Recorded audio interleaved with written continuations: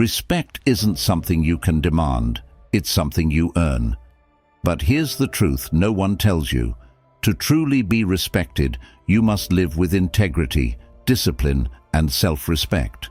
If you hold on to certain toxic habits, respect will always slip through your fingers. Let me be honest, brutally honest, most people will never respect you, no matter how much you bend over backward for them. You could give them your all, work yourself to the bone, and still feel invisible. Why? Because respect isn't just about what you do, it's about who you are and the habits you carry with you every single day. Trust me, I had to learn this the hard way.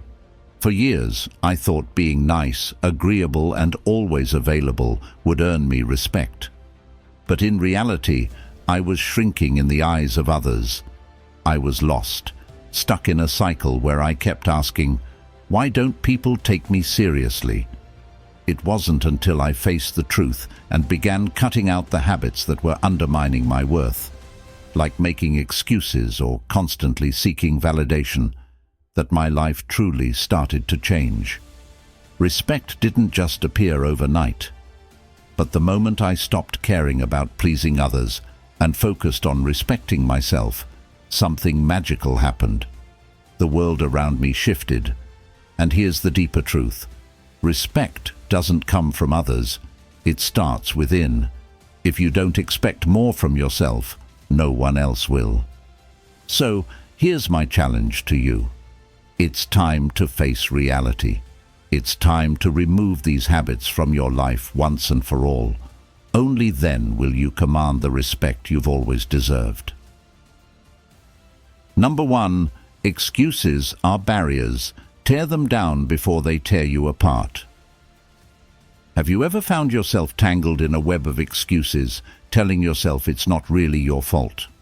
What if I told you that every excuse you make is like building a brick wall that keeps respect at arm's length? Let's get real.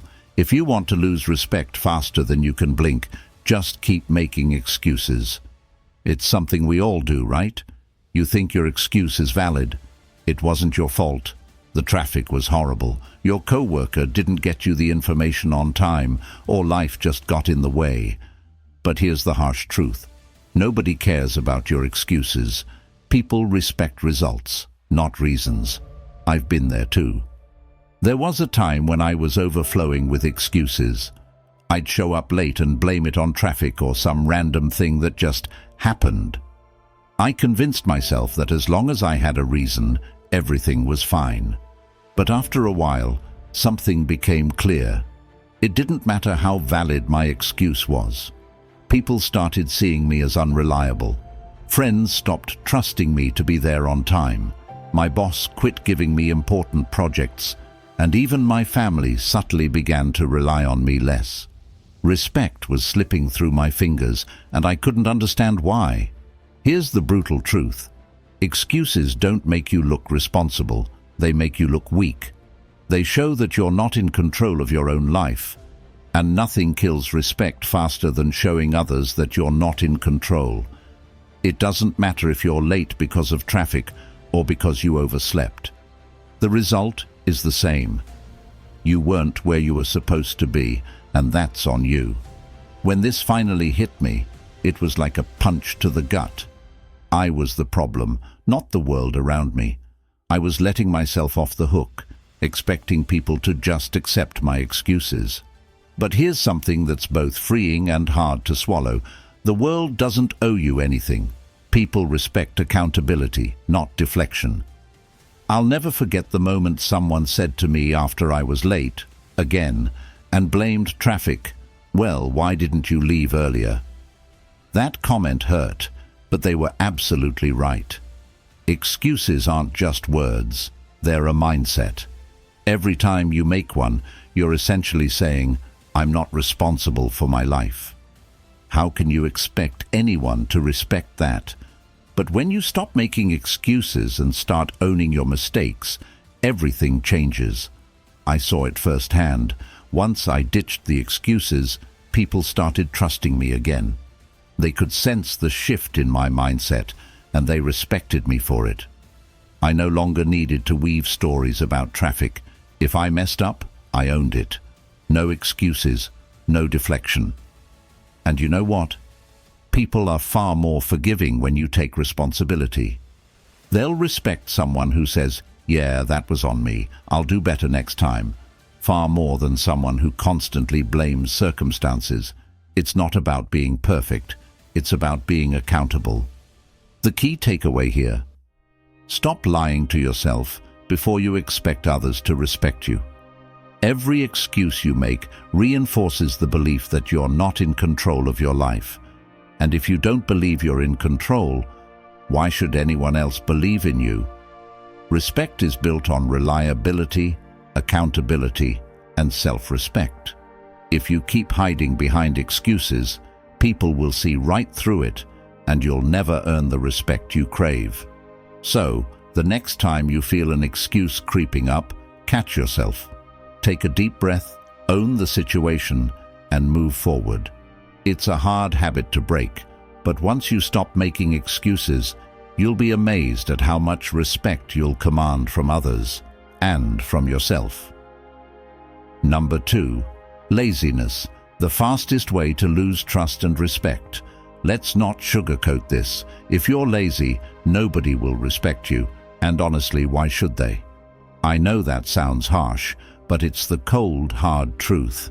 You can have all the talent, potential, and dreams in the world, but if you sit around doing nothing, none of it matters. People don't respect potential, they respect action. And laziness? It's the ultimate betrayal of your own potential. I used to think I could coast by on talent alone. I was the type of person who could do the bare minimum and still get decent results because I was smart enough to pull it off. But here's the thing, no one respected me for that. Sure, they might have said, "Oh, he's capable," but deep down, they didn't take me seriously. Why? Because laziness isn't a lack of ability, it's a lack of effort, and effort is what earns respect, not talent. There was one moment that really opened my eyes to this truth. I was working on a group project, and while everyone else was pulling their weight, I figured I'd just slide in, contribute a little, and let them handle the heavy lifting. But when it came time to present, it was painfully obvious that everyone had worked hard, except me. The looks of disappointment I got afterwards were subtle, but they hit like a ton of bricks. I had let them down, and worse, I had let myself down. It wasn't about the project anymore. It was about the fact that I had been lazy, and people saw it. I had lost their respect, plain and simple. Here's the thing about laziness. It's incredibly visible. You might think people don't notice when you're slacking off, but they absolutely do. They notice when you're not pulling your weight, when you're cutting corners, and when you're avoiding the hard work. And laziness? It's contagious. It drags everyone around you down. Once people stop expecting much from you, the death of respect is inevitable. And here's the deep message. Laziness is a form of self-sabotage. It's not just about being tired or unmotivated. It's a mindset. You're telling yourself that staying comfortable is more important than growth. And trust me, people respect growth, not comfort. I had to learn this the hard way. I thought taking the easy road was smart, that I could save my energy and still get by. But here's what I didn't realize. Success isn't about talent or intelligence, it's about persistence, hard work, and dedication. The people who are truly respected are the ones who push through discomfort, who take on the hard tasks, and who show up even when they don't feel like it. Laziness is the opposite of all that. It shows that you're not willing to push yourself, and if you're not willing to push yourself, why should anyone respect you? You can't hide laziness. It shows up in the way you carry yourself, in how you talk about your work, and in how you approach challenges. People can tell when you're coasting. They can sense when you're not giving it your all, and it's reflected in how they treat you. If you're lazy, don't expect people to trust you with important responsibilities. Don't expect them to look to you for leadership. You might think you're flying under the radar, But believe me, laziness speaks volumes, and it tells people loud and clear that you're not someone they can rely on. Number 3. Neglecting your personal appearance. Let me share a truth that people don't often say out loud. How you present yourself says more about you than you think. If you're neglecting your personal appearance, don't be surprised when others don't respect you. Now, I know what you might be thinking. Isn't it shallow to judge someone based on how they look? Sure, it might seem that way. But here's the deeper reality. Your appearance reflects how much you respect yourself. And if you don't respect yourself, why would anyone else? I used to be one of those people who thought, what does it matter? People should like me for who I am, not what I look like. So, I'd roll out of bed, throw on whatever was clean, and show up. I convinced myself I was being real or authentic. But the truth, I was just being lazy. And it showed. People didn't take me seriously. I didn't command attention in meetings, and I definitely didn't give off the vibe of someone who had their life together. One day, I had a wake-up call that hit me like a ton of bricks. I walked into an important event, wearing wrinkled clothes, my hair a mess, looking like I didn't care, and that's exactly the message I gave off. I didn't care. The moment I entered the room, I could feel the difference in how people treated me. They didn't take me seriously. They weren't interested in hearing what I had to say. Meanwhile, the people around me who had taken the time to look polished, they commanded attention the moment they stepped in. It was a harsh realization, but I finally saw that neglecting my appearance wasn't just affecting me, it was affecting how others viewed me. I was losing respect before I even opened my mouth. Here's the deeper message. Your personal appearance is a form of non-verbal communication. It tells the world, I respect myself, and I take this seriously. When you take care of yourself and put effort into how you present yourself, people notice. It's not about wearing designer clothes or looking like a model. It's about showing that you have enough self-respect to put effort into your appearance. And that effort signals to others that you take both yourself and them seriously. Think about it. When someone walks in disheveled, unkempt, and looking like they just rolled out of bed, what's the first thought that crosses your mind? Probably something like, this person doesn't care. And if you don't care enough to take care of yourself, people subconsciously assume you won't care about your work, your relationships, or your responsibilities. On the flip side, when someone walks into a room well-groomed, confident, and put together, it sets the tone for respect. People are more likely to listen to you, trust you, and yes, respect you. Now, I know this sounds harsh, but this isn't about vanity. It's about self-respect. It's about showing the world that you value yourself enough to put in the effort. And when you respect yourself, others will follow suit. After that embarrassing moment at the event, I made a conscious decision to change how I presented myself. I started dressing with intention, paying attention to details like grooming and cleanliness. And you know what? The change was almost immediate. People noticed. They took me more seriously. Most importantly, I respected myself more. Here's the thing. People will always judge you based on first impressions, whether we like it or not. And first impressions are heavily influenced by your appearance. If you want respect, you need to look like someone who deserves it. Neglecting your appearance sends the message that you don't care. And if you don't care, why would anyone else? So here's the bottom line. Taking care of your appearance is a form of self-discipline. It's about showing up as the best version of yourself every day. If you're constantly neglecting your appearance, you're sending a message to the world and to yourself that you don't value who you are. And guess what? The world will believe you. Respect starts with how you carry yourself, both inside and out. So take that extra time in the morning, put in the effort, and watch how people start to treat you differently. Respect yourself first, and the world will follow. Number 4, Respect begins with boundaries. Don't cross the line. If there's one thing that will make people lose respect for you in a heartbeat, it's ignoring their boundaries. Boundaries aren't optional, they're essential. When you overlook or dismiss them, you're sending a loud message. Your feelings, your space, and your comfort don't matter to me. And trust me, that's a fast track to losing respect.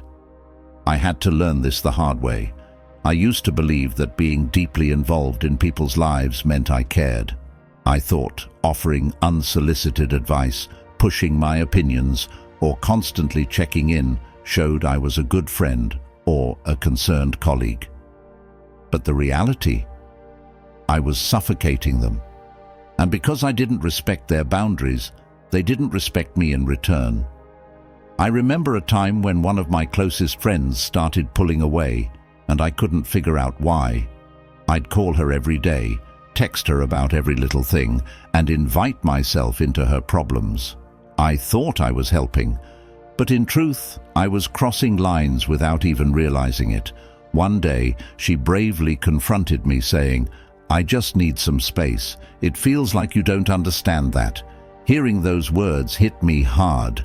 I had completely ignored her need for boundaries, and in doing so, I'd lost her trust and her respect. Here's what I've learned. Boundaries aren't barriers, they're healthy limits. They're a way for people to protect their mental, emotional, and physical space. When you ignore someone's boundaries, what you're really saying is that I care more about my needs than your comfort. And let's be honest, who's going to respect someone who operates like that? Let's dive deeper.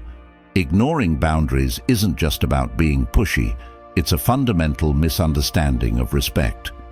Respect isn't just being polite or kind. It's about recognizing and honoring someone's autonomy. It's about understanding that people are allowed to have space, say no, and set limits, without you taking it personally. When you respect someone's boundaries, you're acknowledging that they are their own person with their own needs. And when you can do that, respect follows naturally. I had to learn to step back and let people come to me when they were ready, to give them space without feeling the need to insert myself into every situation. And here's the funny part. When I started respecting other people's boundaries, they started respecting me more. Relationships became stronger, more genuine, and I was no longer seen as the person who couldn't take a hint. But it's not just in friendships. Ignoring boundaries shows up in the workplace too. Maybe you have a coworker who prefers working independently, but you keep pushing them for updates. Or you have a boss who values direct communication, but you flood them with unnecessary information, overstepping their boundary of time. In these cases, you're not just annoying people, you're losing their respect because you're not respecting their time, space, or preferences. Here's the deeper truth. Boundaries aren't just about keeping people out, they're about keeping relationships healthy. And healthy relationships are built on mutual respect. If you can't respect someone's boundaries, don't expect them to respect you either. It's a two-way street. By honoring the limits people set, you're showing them that you value their comfort and autonomy. And that's what builds lasting respect. Think about it this way. Every time you ignore a boundary, you chip away at the trust someone has in you. And without trust, there can be no respect. People will start to avoid you, distance themselves, and quietly push you out of their lives because they don't feel safe around you. Boundaries are people's way of protecting themselves, and when you trample over them, you're showing a lack of care for their well-being. So, if you want respect, you need to start paying attention to boundaries. Learn to recognize when someone is setting one, whether it's subtle or direct. Don't take it personally. Instead, see it as an opportunity to show them that you respect them as an individual. When you start doing this, you'll notice that people begin to respect you more too. They'll trust you, they'll feel safe around you, and they'll value you more because you're someone who understands the importance of personal space and emotional well-being. Number 6. the respect killer, stealing credit for others' work. Being emotionally reactive is one of the most destructive habits you can have if you want to be respected. It's not just about snapping in anger, it's about letting your emotions control your actions, words, and decisions. When people see that you can't manage your emotions, they won't trust you with responsibility, leadership, or even friendship. Why? Because emotional reactivity signals that you're unstable, unpredictable, and immature. I've been there. There was a time when I was completely ruled by my emotions. If something upsets me, I'd lash out, or worse, I'd sulk for hours. If someone criticized me, I'd get defensive, raising my voice or walking away in frustration. Looking back, it's painful to remember how little control I had. At the time, I thought I was standing up for myself or proving a point, but in reality, I was showing everyone how fragile my emotional control was. And the truth is, people don't respect someone who can't even control their own feelings. Think about it. Who do we admire? The person who remains calm under pressure, who can take criticism without losing their cool, who handles stress without falling apart. That's true strength. But when you're emotionally reactive, you send the opposite message. You tell the world that your emotions, not your rational mind, are in charge. And people instinctively distance themselves because they know one wrong word could set you off. There's a deeper message here. Emotional reactivity isn't a sign of passion, it's a sign of insecurity. When you're quick to anger, quick to tears, or quick to extreme reactions, it's often because you're protecting something fragile within, whether it's your ego, your self-image, or a fear of being hurt. But here's the harsh truth. No one respects fragility when it comes in the form of overreaction. Instead of seeing you as strong, they'll see you as a burden, someone they need to tiptoe around, rather than a reliable, steady presence. I worked with someone once who was the perfect example of being emotionally reactive. In meetings, if someone didn't agree with her, she'd either lash out or shut down entirely. It was like walking on eggshells around her. Over time, people just stopped involving her in important conversations. They didn't trust her to handle feedback. Every emotional outburst burned a bridge and chipped away at her respect, even though she was smart and talented. Her emotional instability overshadowed all of her skills. Here's the real kicker. Being emotionally reactive makes you look weak, not strong. You might think you're showing passion, but you're really showing a lack of control. And people don't respect someone who can't control themselves. In fact, they start to pity you. Think about the last time you saw someone lose it, yelling, crying, or throwing things. Did you respect them in that moment? Probably not. You might have even felt embarrassed for them. So why are we so emotionally reactive? It's often because we feel threatened, our ego feels bruised, or we're losing control of a situation, so we lash out, trying to regain power. But true power isn't in the outburst. It's in maintaining your composure when everything around you is falling apart. When you stay calm, even in the face of criticism or stress, people see you as strong, and that's where respect comes in. The ancient Stoics were masters of emotional control. They believed that while we can't control external events, we can always control our internal response. Your response is your power. You can choose to react emotionally, or you can choose to stay grounded. And when you stay grounded, not only do you gain respect, but you also gain control over the situation itself. A calm mind makes better decisions, keeps you from saying things you'll regret, and preserves your dignity. I'll never forget a personal moment that taught me this lesson. I was in a heated argument with a close friend, and things were spiraling fast. I was on the verge of losing it, but something in me clicked. I realized that if I let my emotions take over, I'd ruin our friendship. So I took a deep breath, stepped back, and calmed down. I didn't shout or retaliate. Instead, I listened. Because of that, we were able to have a real conversation and resolve the issue. If I had reacted emotionally, I would have lost someone important in my life. Respect isn't something you can demand. It's something you earn by living with integrity and self-discipline. The toxic habits we've discussed, including emotional reactivity, slowly erode respect until one day you wake up wondering why people don't take you seriously. It doesn't matter how smart or talented you are, if you're constantly making excuses, being lazy, or losing control of your emotions, you undermine yourself. Think about the people you admire. They're not perfect, but they're consistent, responsible, and composed. They don't blame others or crumble under pressure.